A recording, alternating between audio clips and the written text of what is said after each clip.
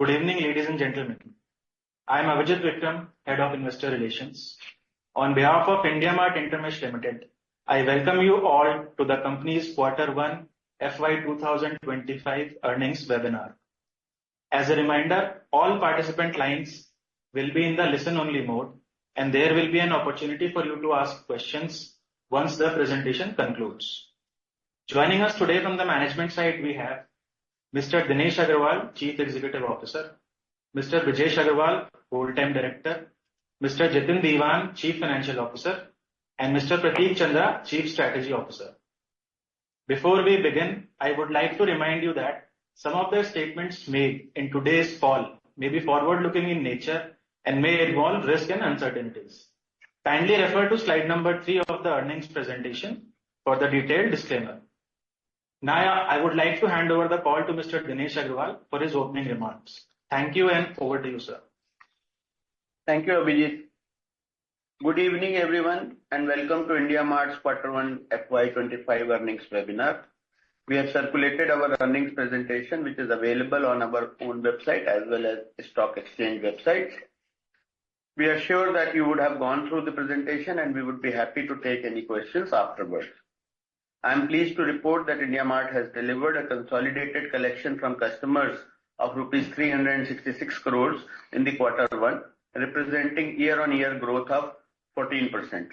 Deferred revenue has grown by 23% to 1,474 crore on consolidated basis. Consolidated revenue from operation has grown by 17% to 331 crores.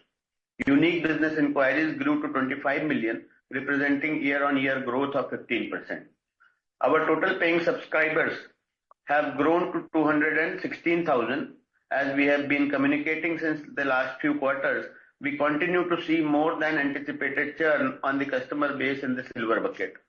In addition to this, our new supplier acquisitions were slightly lower this quarter compared to what we have been doing during the last few quarters. As a result, we have been able to add only 1,500 new paying suppliers on the net basis in this quarter.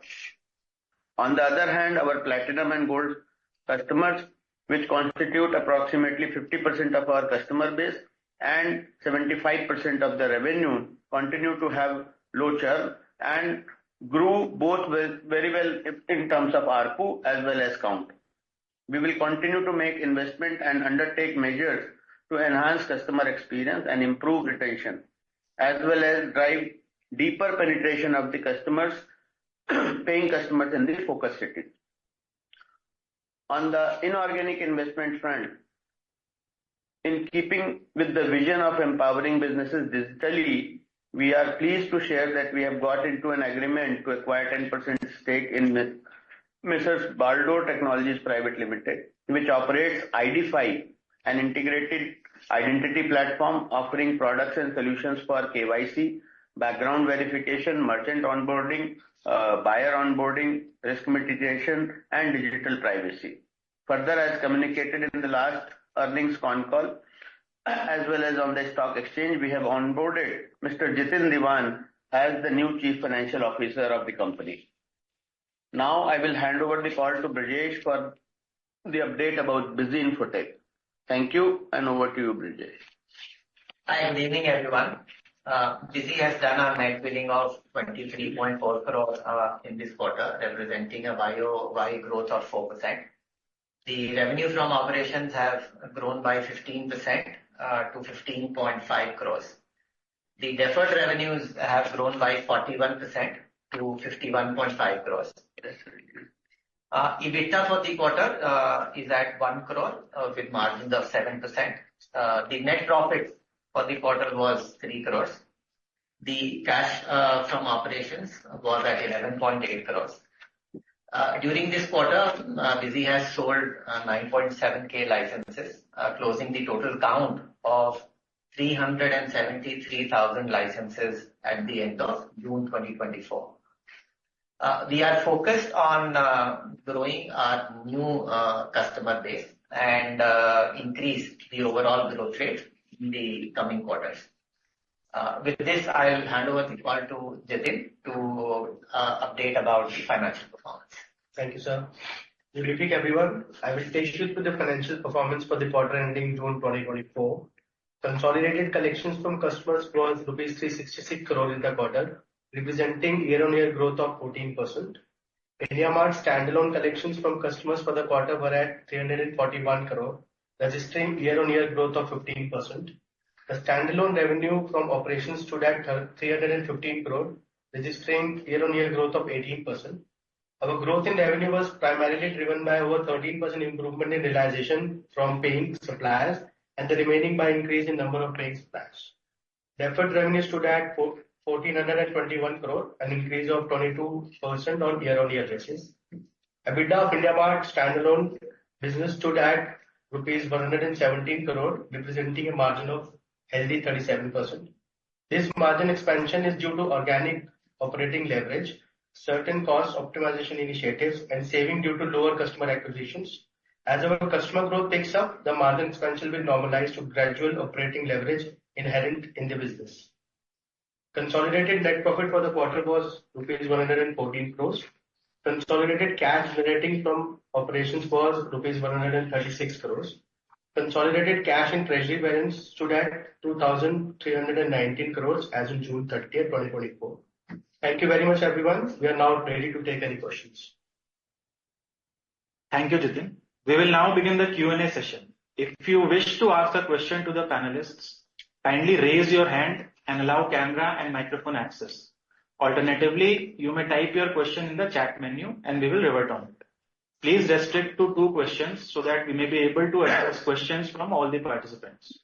Now we'll wait for a few seconds while the question queue assembles.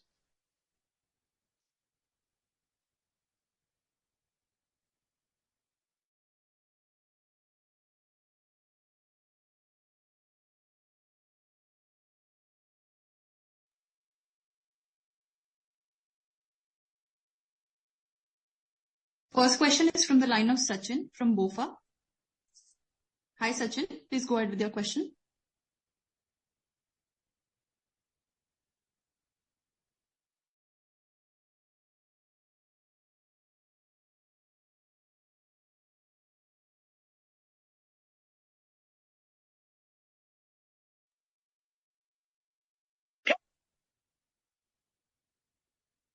Sachin, please unmute yourself. Hi, thank you for the opportunity and congrats on a good set of numbers. My 2 questions are, first question, wanted to understand a bit more on EBITDA margin. Just wanted to double check that there is no one-offs associated with that, and should we consider this as a steady state EBITDA margin going ahead? Of course, as and how the operational leverage comes, you might see a bit of an improvement. So that's question number 1. Question number 2, wanted to again understand a bit more on net adds. For last few quarters, it's hovering in the 2,000 odd range. When should we see an inflection point coming where these net adds accelerate going ahead?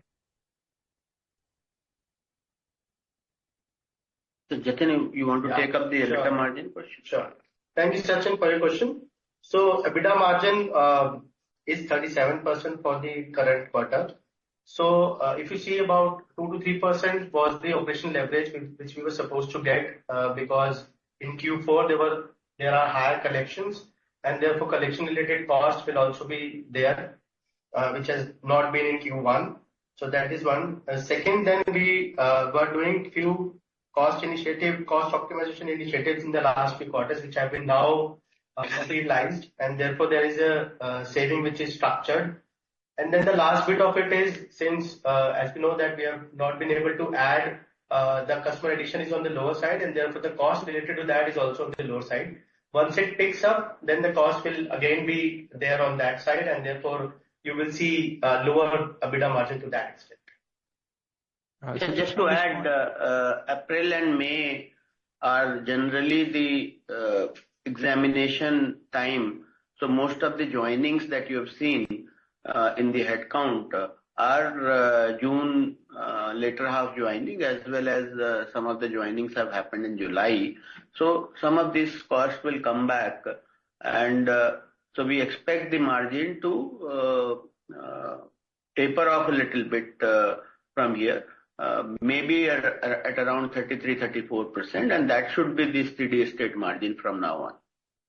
On the net add side, as I said, the churn in the silver and silver monthly and silver annual buckets continued to be stubborn, while we have taken certain steps to avoid churn in the tier 3, tier 4 customers. So we have stopped onboarding customers which were traditionally high churn location or high churn areas, but the results of that are yet not visible because the main cities are also affected by churn.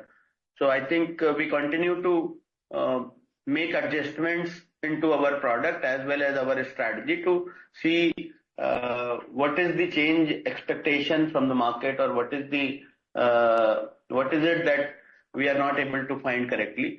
And the only thing that I can say is that we are continuing to work on that side.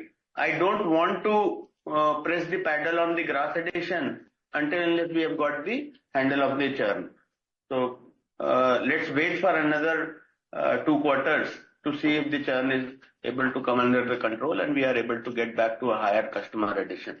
But on the margin side, as we said, if you really see in the last year and a half, we have consistently improved on the margin from 26-27% to now 34-35% range.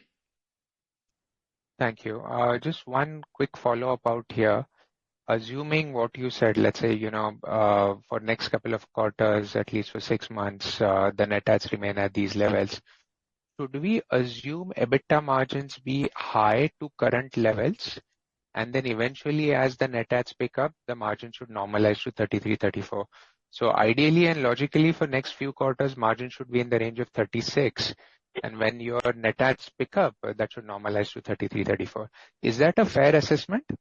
No, as I said, from 37, I think the 3% will immediately come back. So around 34, I am pretty sure that we should be able to deliver over the next 2 quarters. I cannot comment when the net adds increase, whether we'll go to 33 or whether we'll be able to maintain 34 by then. Got it. Thank you.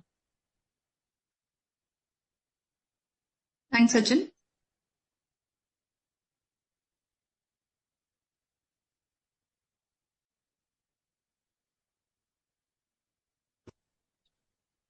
Next question is from the line of Jasdeep Palia from Clockvine Capital. Hi, Jasdeep. Please go ahead with your question.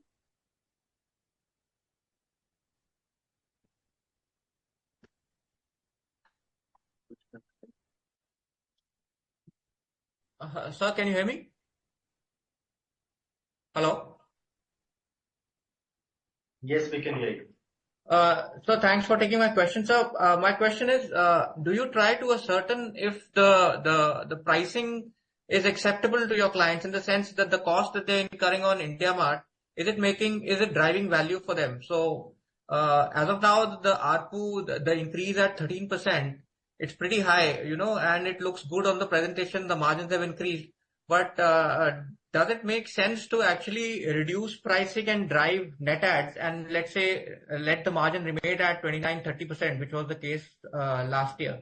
So just want to hear your thoughts, because if the pricing is beyond the means of the customer, you might face even more customer churn in future, which is bad for the long-term health of the business. So, sir, if you see the breakup of the ARPU, the most of the gain is coming from top 10% of the customers, while the most of the churn is coming from bottom 50% of the customers. So bottom 50% of the customers, neither there has been any price increase. I mean, we are at the same price point as we were before COVID. So there has not been any price increase on the silver monthly or silver annual, except for the fact that we gave a discount of 20-odd% during the COVID, which we withdrawn after the COVID. Other than that, most of the ARPU growth has happened in the top 10% of the customers, not in the overall customer base. So the assumption that the price would help us reduce the churn seems incorrect there. On the top tier of the customer, as and when we feel, also we have not increased the prices on the top tier of the customer. As you know, we told you that we've been experimenting with the category-based pricing, and we have been developing a framework for city and category-based charging. And that framework is now being adopted by larger number of newer sales, and that is resulting into the higher ARPU. So it is only when certain categories which are a very high value product, there only the price has been increased, which is reflecting in the ARPU. But at the entry level of categories, there has not been any increase in the price. And at the churn also, at the gold and platinum level, continues to remain at around 1% per month. Got it, sir. So my second question is, what's the growth in gold and platinum subscribers, both in terms of number of subscribers and in terms of sales to gold and platinum clients? So we don't directly sell in gold and platinum. We generally upsell from monthly and annual silver. So most of this growth is coming from upsell from silver monthly and silver annual. As I said, we remained at around, we used to be at around 48% customers from gold and platinum. Now we are at around 50% of the customers from gold and platinum. So in the last 1 year, while the overall customer base has grown by only 15,000, I think the gold and platinum itself has grown by 8,000. Got it, sir. And what's the growth in sales to gold and platinum customers on a YOY basis for this quarter? I did not understand that. So your revenue, which is coming from gold and platinum customer only, how has it increased on YOY basis for this quarter?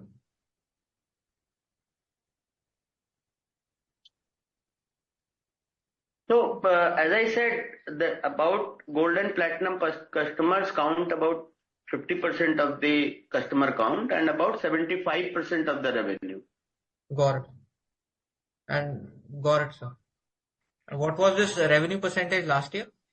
So last year is about 48 and 72, maybe 73, maybe. Okay, sir. Thank you, sir. That's all from my side. Thanks, Jasdeep.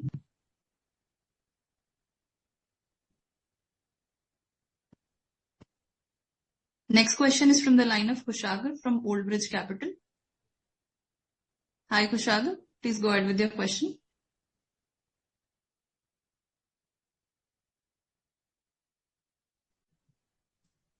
Yeah, hi. Can you hear me?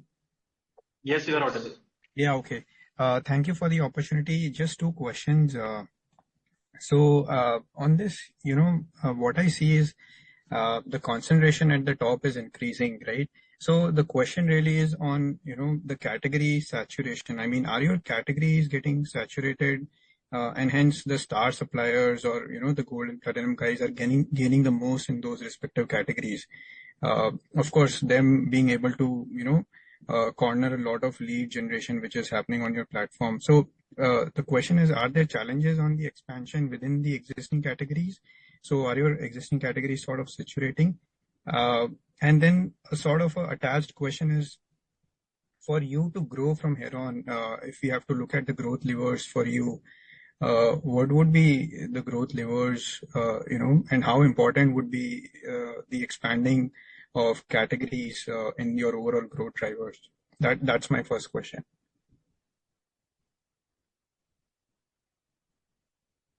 So if you see on the category saturation side, if you see from say 3 years ago or say 5 years ago, our top categories used to be 5-6% of our total customer base, when we were like 150,000 paying customers.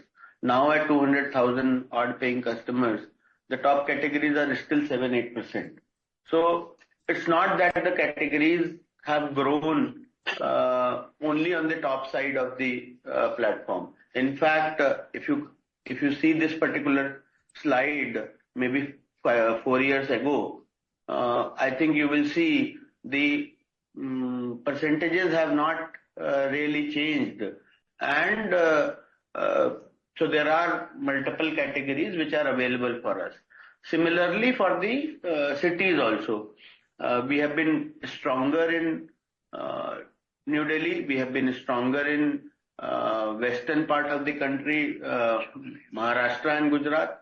We have been okay in Tamil Nadu, but we have not been so great so far in places like Karnataka and Andhra and Telangana. So I think there is still a lot more penetration which is possible across many of those cities. Third, so on the growth lever, as I continue to say, every year our monetizable categories increase by 10% from the previous year. So if we had only 20,000 odd monetizable categories pre-COVID, today we have about 40,000 odd monetizable categories. And similarly, if we had only 5 big monetizable cities, now we have maybe 10 monetizable cities today.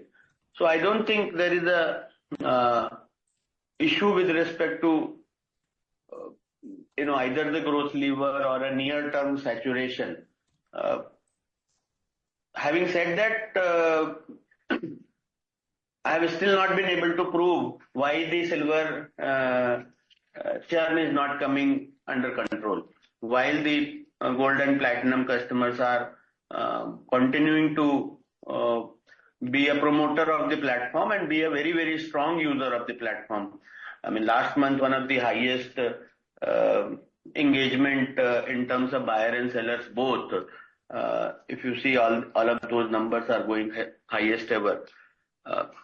So there's something that has changed post-COVID that we are still not, and a lot of our manpower is also new. So we are continuing to struggle on that silver churn side. Other than that, there is no other problem. Okay. So to understand this better, what you were explaining for the category expansion and the cities available, let's say for one of those industries, let's say construction materials, you would be very heavy you would be performing very well in Delhi, Maharashtra, Gujarat, construction and building raw material, the first one, but Tamil Nadu and some of the southern states may not be as good. So to understand this right, the question really was, within the states where you have already marked, where you have already significant presence, and the category is big for you, is there a case where, whatever leads are getting generated within that particular category, the top guys, the star suppliers are actually cornering more and more of it, and hence the pain point is being felt by the silver and the smaller customers. Is this what's happening in your platform or not really? So our platform works like this. So in terms of quantity, yes, but in terms of quality, everybody gets equal opportunity to participate. Our quality of the RFQs, whether you are a star supplier or whether you are a silver monthly customer, the quality of the leads that you will see or the timeliness of the leads that you will see, there is no restriction on that. However, yes, since you are paying 30,000 rupees versus somebody is paying 3 lakh rupees, the quantity of the leads you can consume higher. So there is a equal opportunity. Within that, yes, you may be competing with star supplier or leading supplier because of the on every buyer. However, the younger suppliers also have this agility that they are the owner of the shop or owner of the factory, directly deals with the buyer. So, while the larger suppliers typically depend on some IndiaMART staffers, maybe one or two expert lead managers who work there as a lead management person for IndiaMART. So I think there are advantage, disadvantage to both. So we are able to retain lesser number of the total customers that we used to onboard and used to retain versus the pre-COVID era. And that 10% lesser number that we are able to retain is making all the difference. Understood. Sure, this is helpful. The second question really is on the traffic and the underlying metrics. So if I look at your traffic now, even on a quarterly as well as on an annual basis, has been hovering around the same range of 25-26 crores quarterly, 100 to 110 crores a year, and the conversions basically, which is visible in those unique business inquiries, are also holding on to that same 9-10%. So the question really is, are there sort of levers for you to attract more traffic or sort of increase that unique business inquiries from here on?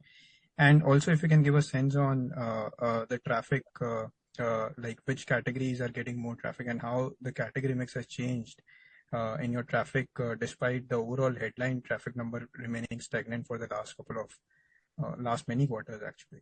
Yeah, that's my second question. So while you are right that traffic seems to be stagnant, but unique business inquiries, if you see this particular quarter, have grown by 15% year on year. So they have been, for the last 3 quarters, they've grown well. Yes, you are right. In the FY24, in the first half of the FY24, they did not grow. But now it is at a healthy run rate of about 100 million unique business inquiries for the year, which is even higher than the FY21-22 when there was so much of shortage of material and so much of shortage of medicine and other things. So if you compare pre-COVID, I think we are going to be about 30% higher unique business inquiries. In terms of traffic, yes, there is a flatness, and we believe that if that flatness continues, we will try and address that through the digital advertising and through the digital video advertising. But we have not yet going there. But if need be, we will go there. Right. Just one last data question. If you can give us the gross ads number in first quarter. That's it. Thank you and all the best. We only disclose the net ad numbers. Okay, all right. Thank you. So next, we will take a question from the chat box. This question is from Abhishek Bhandari. So are we on track to achieve 20,000 paying subscribers additions in FY25? Do we expect a significant improvement in net addition in H2 FY25?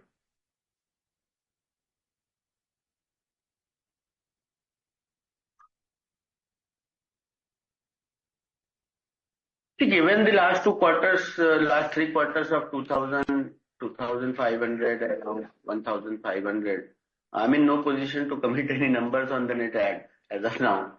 I can only say let's go quarter by quarter, and as soon as we hit 5,000-6,000 again, and then only I can give you any year-end number. On the revenue side and on other sides, I think most of our numbers are driven by collection, so that already what is going to come.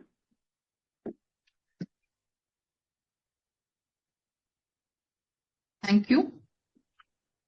Next question is from the line of Vivekanand from Ambit Capital. Hi Vivek, please go ahead with your question.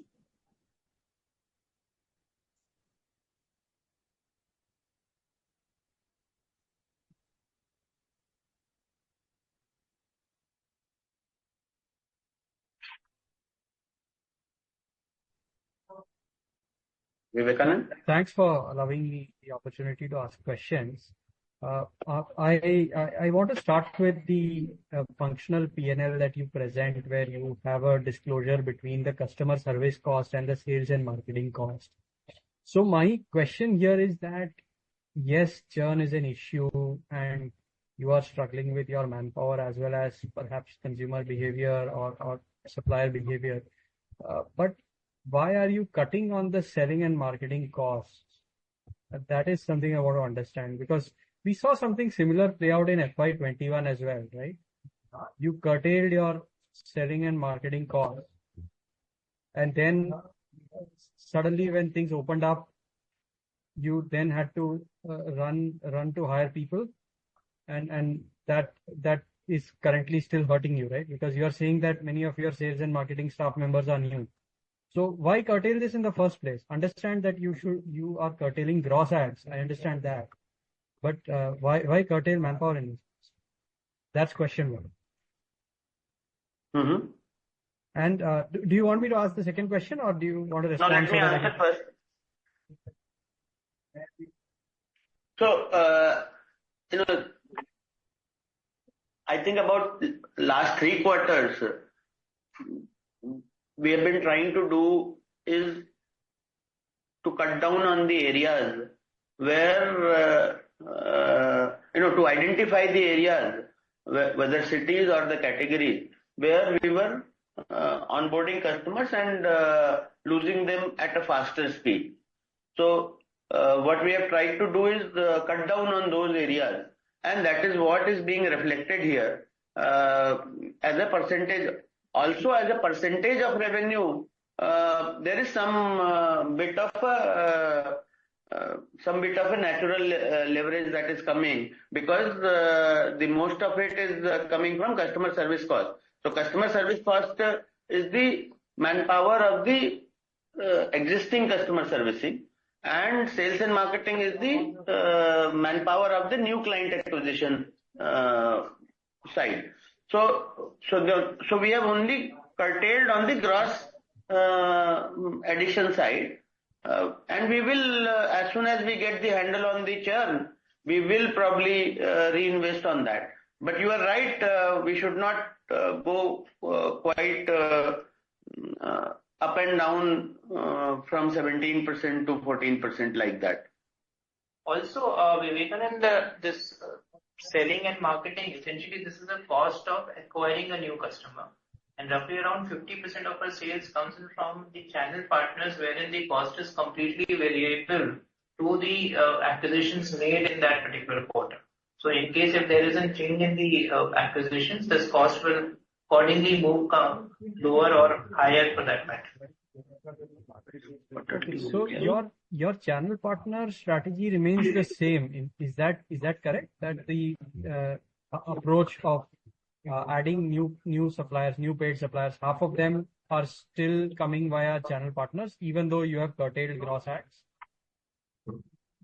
Yeah, by and large, yes, by and large. Okay, and sir, if I may press a little bit on this, the insourcing strategy that you were discussing about, that hasn't had any bearing on this channel partner model at all, is it? Or am I confusing? So there are two things. One is our own. See, there were about 50% sales were coming from our own staff, but they were not on a IndiaMART role. They were on a third-party temp staffing role. While there is channel partners, the channel partners have their own different channel partners have their own. So what we have done is stop using a third-party payroll temp staffing service because to contain the employee attrition a bit. And in the last 2 quarters, I think employee attrition has come down, which should help us increase the efficiency. And some of this is also resulted into reduced cost of customer acquisition on a gross basis. However, on a net basis, since the churn is so high, the net customer addition cost still looks very, very high. But those efficiencies have also resulted into improved operating margin. Right. Okay. I know Kushagra asked this question, how much can you stretch the ARPU lever? And if you can help us understand, like we know that the top 1% ARPU is almost 4 times of that of the top 10%.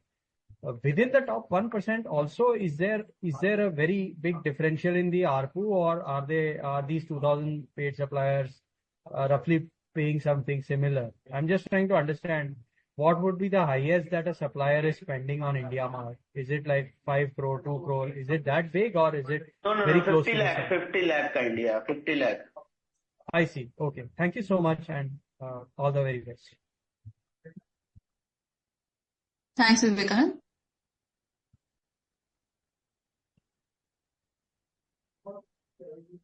Next question is from the line of Nikhil from Nuvama. Hi, Nikhil. Please go ahead with your question.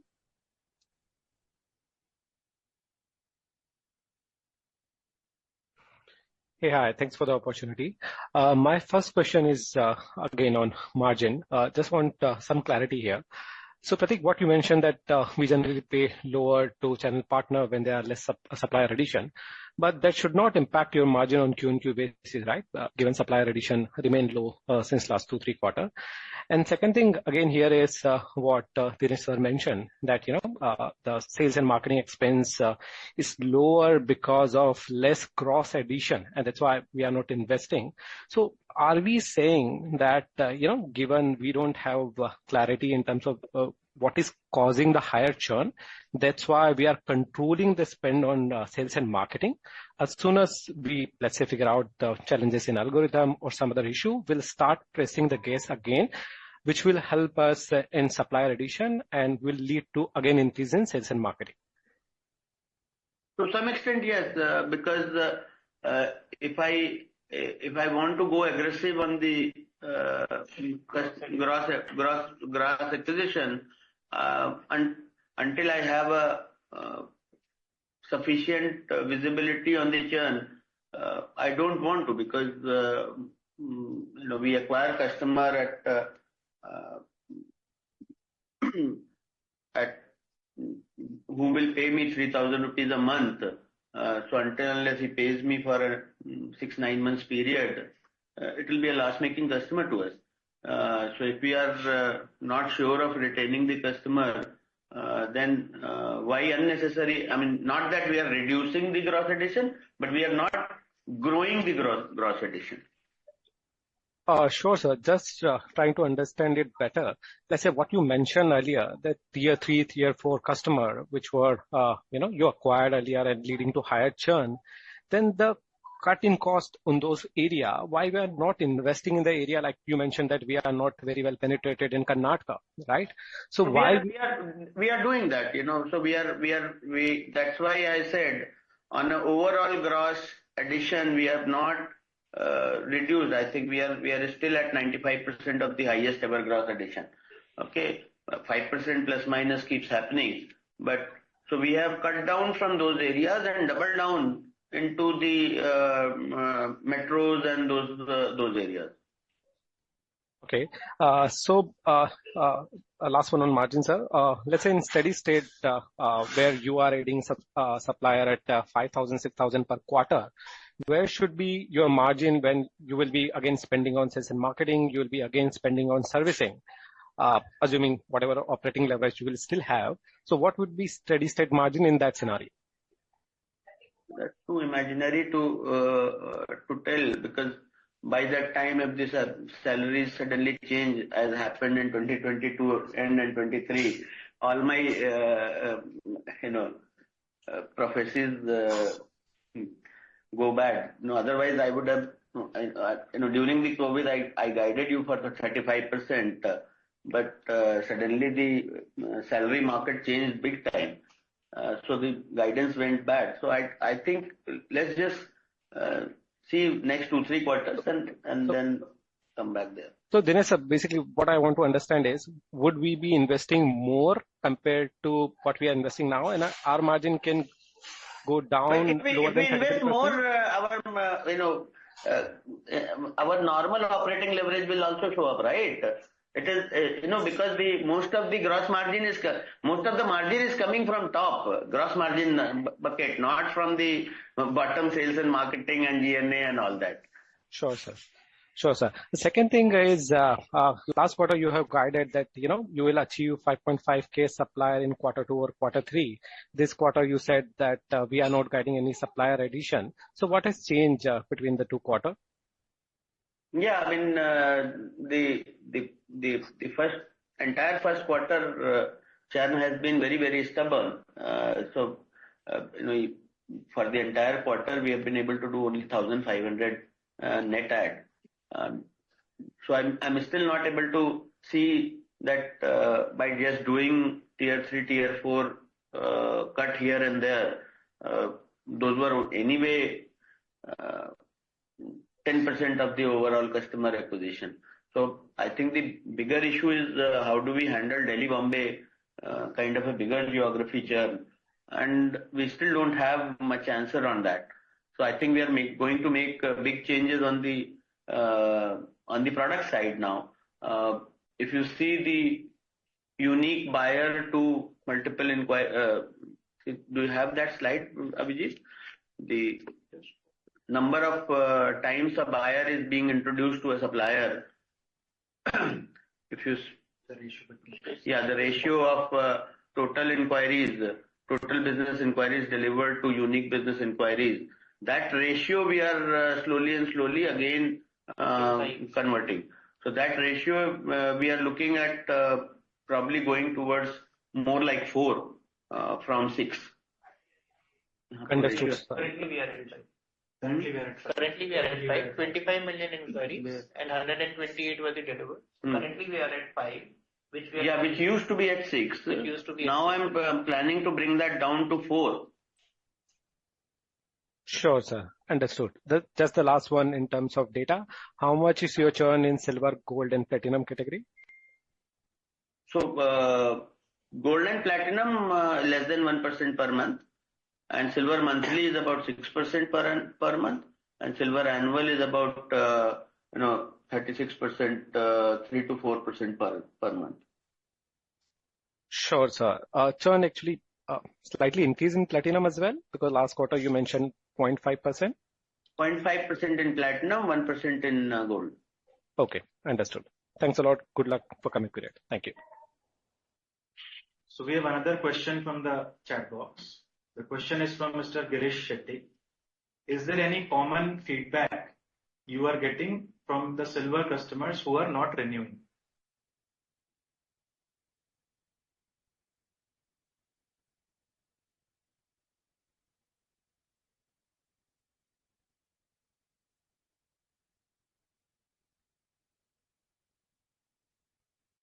I think people are saying so, and that is why we are acting on the competition side. People are saying that it is difficult to do the maturity.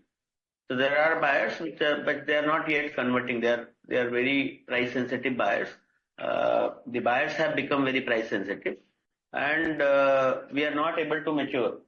So that is something has led us to introduce one buyer to lesser. Earlier we used to do 6 suppliers, now at 5, and we are planning to go towards 4 maybe.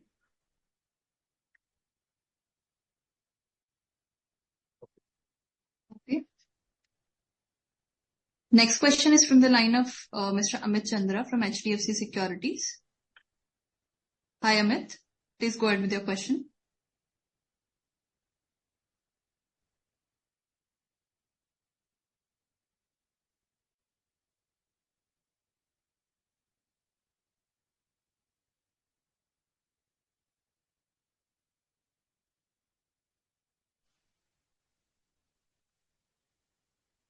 Hello, am I audible, sir? Yes, Amit, please go ahead. Yes, sir, thanks for the opportunity. So my first question is, obviously we have seen the growth coming from the ARPU, but if I see the ARPUs in the top 1 and top 10 customers, that there the growth has been much higher than the average levels.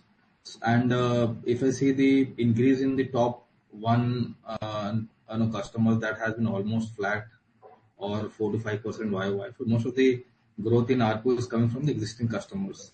So is it fair to assume that the existing customers are buying more, and so if you can explain what kind of value-added services they are getting versus others, and also in terms of the churn that you mentioned, that it's very difficult to judge what is causing the churn. So if you can throw some light in terms of the selling process, is there some mis-selling happening from the channel partners, and in terms of how the acquisition engine and the renewal engine functions, is it the same person who is acquiring, he is doing the renewals, or there is some separate team for both? So we have separate divisions. We have separate divisions for... Amit, if you are done, can you please mute yourself? Yeah, we have separate divisions for new client acquisition and silver customer servicing, and key clients division, which serves mostly gold and platinum customers at various places. For tier 3, tier 4, we have a centralized team here in Noida as well as in Chennai for Tamil speaking areas, Tamil and Malayalam speaking areas. For the silver monthly, we have a dedicated customer team again here in Noida and one in Chennai. So this is how our divisions are structured. In terms of ARPU growth, so yes, you are right, because most of the changes have happened at the platinum level. It is not the price increase, but it is the price rationalization for categories which are of higher value and the price rationalization for categories which are of the lower value. Earlier, there was a flat price for everything. So it has actually become more rationalized pricing for the customer as well as better realization for us. And as I said, we haven't changed any pricing for silver monthly and silver annual customers in the last 5-6 years. The only change that we did was during the COVID, where we passed on 20% discount, and we removed that discount in end of FY22. So that's the most of the and that's the strategy also. So that at the bottom of the pyramid, you play the leadership role, whereas the marketplace becomes more richer and richer in terms of data and in terms of verified supplier availability. And once you have enough number of suppliers and it is able to attract enough number of buyers, then you monetize the suppliers who are competing with each other to go towards gold and platinum for more and more buyers and RFQ and buy leads. In terms of number of customers, net customer growth in the top 10 customers, yes, if we have only moved from 200,000 to 215,000 in the last 5-6 quarters, the top 10% has also increased only from 20,000 to 21,000. However, from the 20,000, if you really see, there was 10%, 10-12% of the churn. That also got filled. So most of the upgrade is happening from the silver monthly and silver annual towards the gold and platinum. In fact, this year we have seen a lot more number of gold customers over the last that came because of the 50,000 odd customers that we increased in the FY23 and mid of FY24. So that is what has resulting into the continued growth. And if this customer growth stagnates for a longer period of time, as I said earlier also, it can become a problem for any marketplace. And Amit, just to add, when you look at the overall ARPU increase in the gold and platinum subscribers. It's also indicative of the fact that the ROI that they derive, that justifies the extra ARPU that they are willing to pay for subscription to IndiaMART. And we have not seen the churn, increase despite this increase in the ARPU in the gold and the platinum category. So that's a sticky customer base which continues to pay us more for the ROI that they're already deriving out of the platform. Yeah. No, so obviously what we're trying to understand is what value the top 1 and top 10 customers are deriving. Obviously, it's the power of the platform wherein they are getting the bulk of the traffic. But in terms of the silver monthly, is it very different in terms of how the platform functions for a silver monthly versus in terms of RFP generated or in terms of quality of lead being generated? Only difference in the quantity, no difference in the quality of the lead. Yeah. Only difference is you get more inquiry, more visibility, but it does not differentiate between the RFQ quality being distributed either to a silver or to a platinum. And in fact, most of these customers which are in gold and platinum were all over India. Were from the silver category itself. These are customers who have been able to build a team, call upon leads, convert customers well, and that is when they've transitioned to a gold or a platinum subscription base. So therefore, the gold platinum subscribers are coming in from that same base of silver itself. It's just that they've been able to use the platform a lot better than some of the other silver subscribers.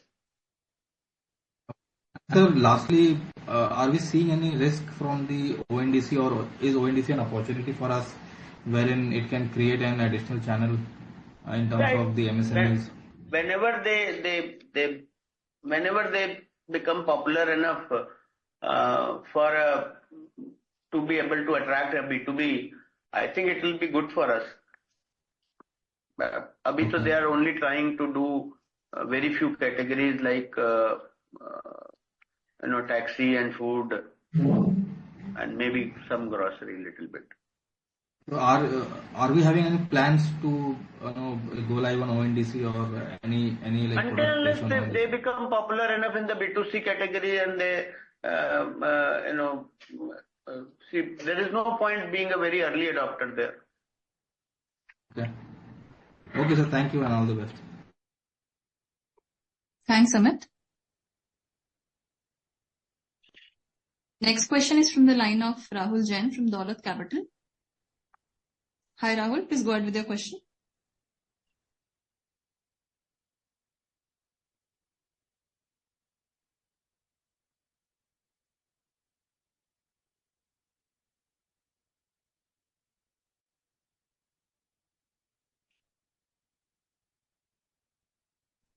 Hello. Hi, Rahul. Yeah, hi. Sorry to go into this question, which has been asked so many times, but in a different way this time.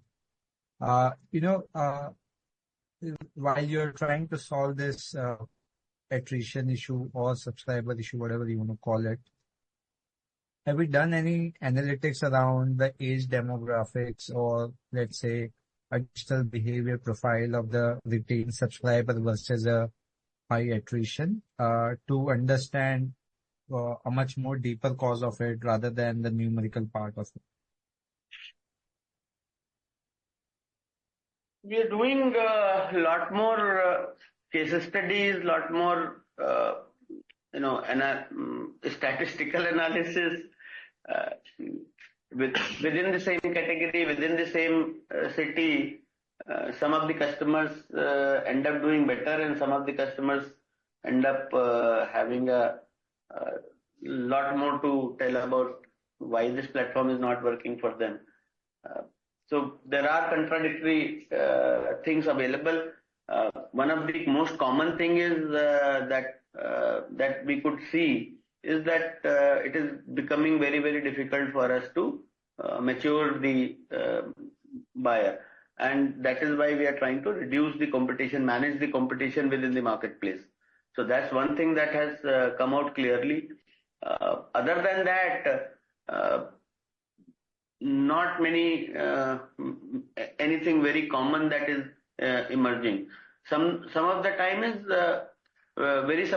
many suppliers are very hyper local suppliers. So I don't want to deal outside of the Noida, Greater Noida. While IndiaMART as a platform historically was a global platform, then became a national platform, then became a regional platform. Even today, it's not a hyper local platform. I mean, you can't have that I only deal in the sector 18 and around in Noida. So sometimes some of those customers who come in, they come with the wrong expectation. But other than that, mostly it is with respect to either maturity not being there, or we are getting very retail buyers, because IndiaMART had become popular during the COVID, even for medicine, even for consumer items, because consumers were so lot more retail buyers end up coming to IndiaMART. Despite the fact that there is a minimum order quantity written on the platform, the price is so lucrative because IndiaMART is majorly known for two things. One is variety of products, variety of suppliers, and the number two is the cheapest price, because IndiaMART does offer the cheapest price for anything. In order to and there is no way to avoid retail buyers coming onto any web platform. The only thing that we can do is not reform their inquiries or not reform their RFQs, because if we can identify that this buyer is a retail buyer, then do not matchmake him with 3, 4, 5 sellers. So these are the two common feedbacks that we are getting: difficult maturity and retail buyers. Okay, I think that's very helpful. Just one more thing on the ARPU side. We've seen significant improvement. So is there, obvious things are known, but is there anything you are doing specifically to raise the value for the high-paying subscriber that is driving this kind of a growth? And what is the most sustainable growth in ARPU for the FY25 and 26, if you have that in your mind? So on the value front, the effectiveness of relevant matchmaking is increasing. The higher the engaged the supplier is, the better we have his behavioral data. So we are able to push the more right kind of inquiries and RFQs to the and that happens even better for a platinum or gold subscriber, because we have a very large number of data points which kind of lead he is purchasing and which kind of lead he is not purchasing. So that's the value system, because if we have no data about you, we will try to send you buyers only from your locality and for all categories that you have indicated. But if we have data about you, then we are able to show you more RFQs which are of your area of interest and of your categories of interest, rather than the categories that you've indicated initially, because your behavior is lot more repetitive, and since gold and platinum has almost like a daily basis they use the platform, they end up leaving a lot of footprint on the platform for us to be able to do a better matchmaking for them, and that helps them get a more relevant lead. So that's a general algorithmic thing that is built into the platform. The second question was? Yeah, appreciated the color. I mean, you touched one important element where you said you can't help out much in terms of retail buyer coming onto the platform, but definitely just like you have taken better control on the telesales part of it, maybe the next step over a period of time would be to take care of the customer acquisition, the channel partner thing eventually into the system, wherein the understanding of the onboarding process and where is the mismatch happening in terms of expectation versus outcome would be more closely monitored within the guardrails of the organization. I think that may probably help, at least on incremental basis, if not for the existing set. No, thank you. Good suggestion here. That's it from my side. Thank you. Thanks. Thank you, Rahul. Thank you, ladies and gentlemen. That was the last question for today. I now hand the conference over to Mr. Dinesh Agrawal for closing comments. Over to you, sir. Thank you very much, ladies and gentlemen, for joining our Q1 FY25 conference call. We have tried to address your queries in the time available, but if you still have any questions, please feel free to connect with our investor relations team. Their contact details are available on our website. Thank you very much. Have a great evening and see you next time. Thank you, everyone. On behalf of IndiaMART, we now conclude this webinar. Thank you for joining us. You may now disconnect your lines.